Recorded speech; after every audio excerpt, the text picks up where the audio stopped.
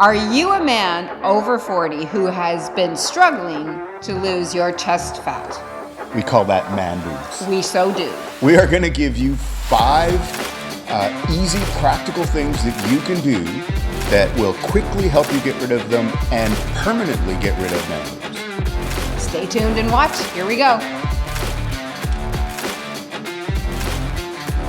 All right, so this is kind of embarrassing, I think, for guys. Some guys maybe. Yeah, it's not for me so much. So yeah. Yeah. I'm thinking this is gonna be a fun episode. Right. But okay. But for some guys, this can be embarrassing. But we're talking about, the colloquialism is man boobs. Man boobs. We used to have probably a little bit more inappropriate descriptive term for them as well. Mm-hmm. And just so you know, we're not talking about. So there's a part of this where there's a medical term, gynecomastia, Okay. which is based on hormones and those kind of things, and we'll address that a little bit. But it's also something that is a side effect of steroid use. Right. So that's not what we're talking about here. We're talking about as guys are aging, and we were just talking about this before we went on air. There's some guys that are in their 20s and 30s now that have this going on. So we understand we're talking about excess fat. Not muscle, which would be the pectoralis muscle. We're not talking about the pecs. We're talking about excess fat body that fat. then leads to sagging. Right. And so you have 2 basic causes. There's excess fat. So if you're carrying an extra, 20, 30, 40 pounds, it's got to go somewhere. It's got to go somewhere. So it's a good indicator that your body fat is too high. Yeah. And there's a part of that is genetically, guys are more predisposed to carry fat usually right here in their stomach. Yep. And in their butt. Yep. And in their chest. But the order of kind of where it packs on is going to be a little bit more based on genetically where you carry fat, where your body puts it, that kind of thing. So that's you're overeating or you've gained too much weight. The other part is there could be a hormonal issue.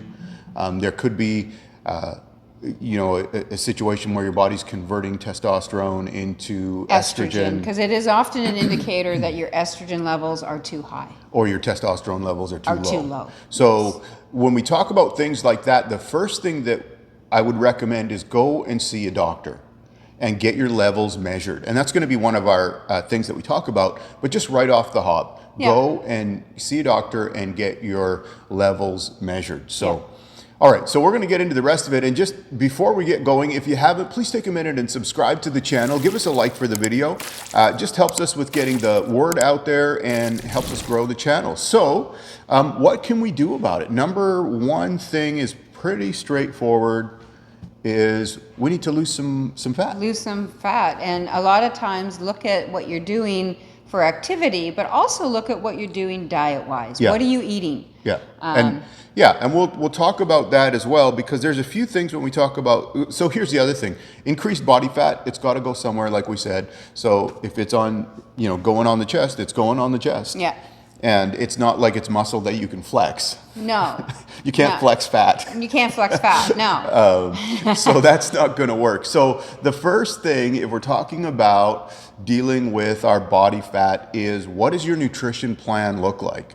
Right? If you don't have one, that's going to be an issue. That's an issue, yeah. What's your nutrition lifestyle? If it's fast food and missing meals and, just kind of eating when you can, that's not going to be a good recipe. It's not. And some people, maybe it's alcohol consumption. Maybe that's too high. Maybe and then the fatty foods that often accompany that. Sure. Like, who doesn't love beer and wings, right? Sure. Yeah.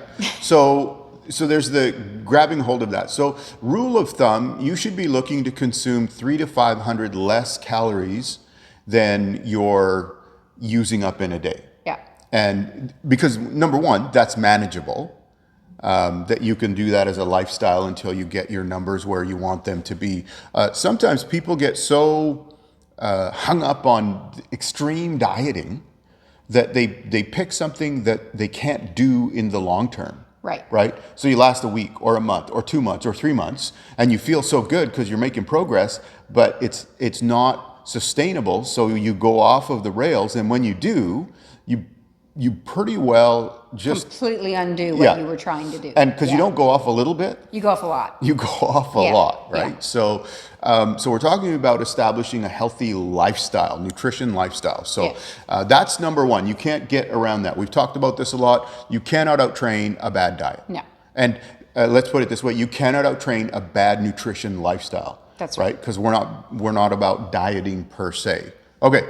What else can I do? Now the other part. So we've talked about reducing the calorie intake. The other part is increasing the expenditure of calories. Expenditure. So train harder, train more consistently. Yeah. And probably the easiest one, we'll talk about the weights, which we talk about a lot on this channel, but we'll talk about the weights in a minute. But just regular steps in the day. Right. So the goal should be, it's usually around 10,000 steps per day. And, you can get a watch. My watch is not a smartwatch.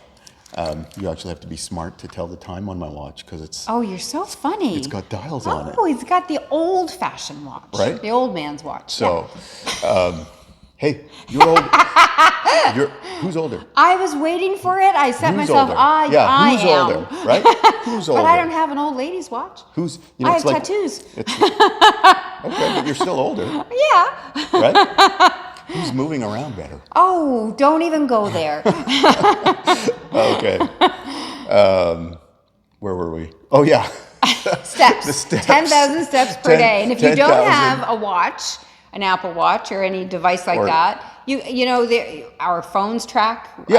Anything like that. But that's a good rule of thumb just for activity-wise. One simple thing, and we don't do it all the time, but every once in a while I do this with my daughter, is we on purpose park away from the door of wherever we're going. Yeah. So if we're in the mall or whatever. Maybe don't do it on a heavy rain day, but you know what? If it's a beautiful day, park at the back aisle. Right. Yeah. Yeah. So that's a pretty simple one, but you have to, and part of that is just what's good for your cardiovascular system, right? Yeah. It should be 30 minutes of some kind of consistent cardiovascular work, going out for a walk, doing these things. So really, it's all about this whole thing that we're talking about today. It's about lifestyle, right? It's not about a do this or do that. It's lifestyle. We want to incorporate these things into our lifestyle, because the other part of this is we have to keep things going and we have to keep it moving, because what will happen is as we commit to this lifestyle, you're walking more, your nutrition plan is getting better,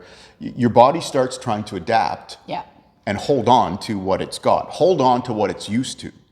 So this is where it's just good to be aware of it. Maybe you need to make adjustments in what you're eating. Like one day it's going to be maybe more chicken, one day it's going to be more fish, one day it's going to, these things just keep your body always try to keep it like firing or keep one step ahead of it. Yeah, because the thing is, resting metabolic rate, that's what we're out to increase. Yeah. So the other part of that now, so we've talked about the calorie part, we've talked about the cardio part, and the third part is building more muscle. That's right.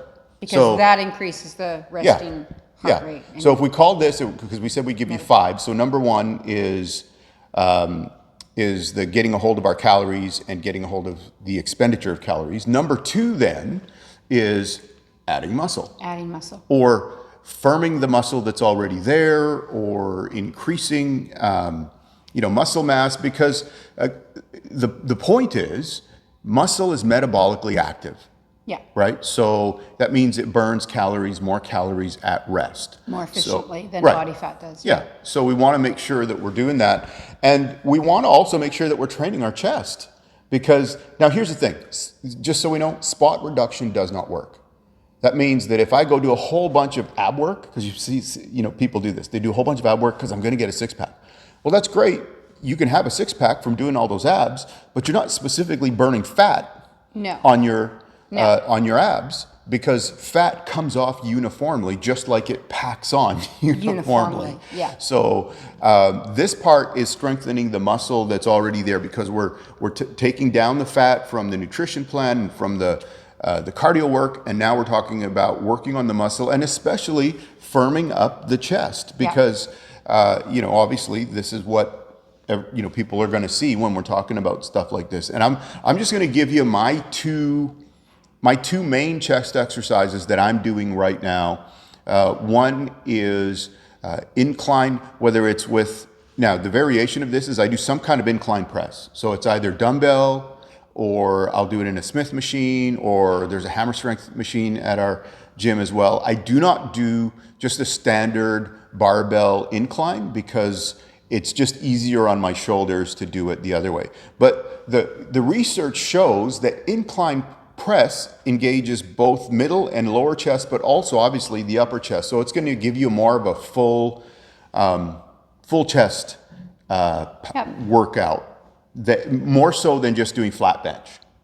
And I was always on a chest day. I'm old school bodybuilder, so I was always 3 exercises of flies, 3 exercises of presses, flat, incline, decline. Yeah. That was it. That was a long time ago that I did And that. I still do it. It worked. So, yeah. So I have great pecs. he's not going to touch that I don't one. think I'm gonna. No. Yeah. No, I don't think so. I'm just gonna move on. Yeah, from there. move on. Okay, and then the other one I do is I do flies. Yeah. And I will usually do incline flies because for me right now, I'm really targeting my upper pecs and also shoulder width and things like that. So the point is I'm hitting chest from another angle. So just like I've done the pressing move, now we're doing the some kind of fly move for a different angle. And overall, we're shooting to build a more full developed chest. Yep. Right? So, okay. So then that's number 2, right? 3. I think that's number 2. I think number 1 was Nutrition. and cardio. Oh, okay. Now you're putting them together. I thought it was separate. No, Okay. I think number 1 was nutrition, cut some calories and burn some calories is number 1. And burn some calories. Okay. Number so 2 is the weights. Muscle building. Okay. 3 so is number 3 is now we talk about optimizing nutrition, and this is maybe not necessarily in the sense of what your calorie intake is like, but we want to optimize nutrition for increasing testosterone. That's right. Yeah. Okay. So All calories are not created equally. So a chocolate bar is not the same as a chicken breast. So that's what we're talking about here. Yeah. It's the quality of the for sure. nutrition. Yeah. And specifically, when it comes to testosterone is the dietary fat, where there's a whole, I think we've gotten out of it now, but there was a whole thing of the whole non-fat movement, right? Low fat movement. And studies actually show, there's a meta study, I think in 2021, that showed that low fat actually resulted in a decrease in testosterone. Right. And an increase in body fat because the low fat often was higher in sugar. Yeah. And sugars Sure. for the flavors. So people were cutting their fat down, but they were increasing their sugars, which we all know sugars are often converted into body fat quite nicely. Yeah. So when it comes to maintaining quality fat intake, there's obviously when we're talking about protein sources, there's beef, there's whole eggs, there's nuts, there's peanut butter, avocado. Now we're moving out of protein, but there's avocado and of course and there's salmon and things like that. So important that we recognize if you cut all the fat, your body actually starts to lose testosterone. Your testosterone levels will go down. Yep. So that part is important. So now the process that happens that we're talking about, where your body aromatizes testosterone into estrogen. There's some things that we can eat that will inhibit that process somewhat. And it's interesting that these are all good, healthy food choices, right? So, for example, cruciferous vegetables, right? Greens. So, yeah, Leafy greens. broccoli, Brussels sprouts, cauliflower. He'll say the fancy words, and I'll just tell you what it means. Another one is green tea. Yeah. So that one's pretty straightforward. Pomegranates are another good one, and also mushrooms are another good one, and flaxseed. So those are all things that you can add in there in your nutrition plan in an overall, right? So it's not like we're talking about you're going to do this for once in a while. You're going to do this as a lifestyle, as we keep saying. And the other part about protein is, we want to shoot for somewhere in the neighborhood of 1 gram of protein per pound of body weight. Lean body weight. Right. Because if you're if you're carrying an extra 40, you don't really want to take that into the equation, right? Right. Okay, and number 4, this we talked about already, is get your hormone levels checked. If something's not right, if you're not sure what's going on, it's probably worthwhile, not probably, it's worthwhile for you to go and see your doctor and get a checkup and get your hormone levels checked and get everything checked out. And if you're coming from a place where you've been pretty sedentary up until now, it's probably a good idea to have a conversation with your doctor, right? So we know, or you know, kind of where you're at and what's going on, and find out what your blood levels are like, what your testosterone levels are like. Your estrogen levels are like. Yeah, all of those things. And, Yeah. you know, something else that helps with the testosterone production is vitamin D. So get out in the sun, but vitamin D supplementation for sure. Magnesium, zinc. And a lot of these things can be just part of a regular nutrition plan, but we want to make sure this is part of, again, going to the doctor so you know where all your levels are at to start with, okay? And number 5, and this is the last one, is manage stress. Which I think is the hardest one. Well, it can be. Can we just live in a bubble and just tell everyone, if you don't bring me peace, go away? Doesn't work that way, does it? No. Yeah, and you know, here's the thing with stress and cortisol. Cortisol Is the hormone that your body produces when you're under when stress. you're under stress. And what it does is it encourages retention of fat and reduction of testosterone.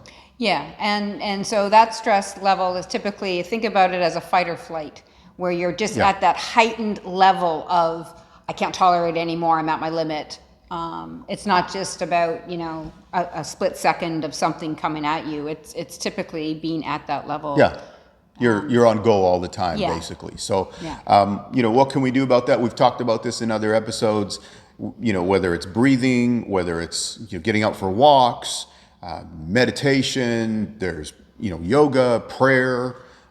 You know, for me, it's prayer and Bible reading. Yoga's For me, it's playing the sound bowls. right. I was My going to say crystal Ruth bowls. is more yoga, but doing something to maintain that, manage that, and address it. So Yeah. if you just let it keep going, it's interesting. I was listening to something today, and this was actually from, I think, the 70s, and this was in the 70s. He said the doctors in the 70s were saying at that point that stress was the leading cause of disease already. Back in the 70s. In the 70s. So we knew this, we knew better, we just are still needing to be better. Yeah. So those are the things. So just to really synopsize quickly. So fat loss, right? Muscle building, optimizing nutrition, getting your hormones checked, and dealing with stress, right? And here's the thing. If you will take the time to do this and be consistent, you can deal with man boobs and never, ever, ever see them again. I think that's a good thing, right? Yeah, I'm sure that's what we're all after. So,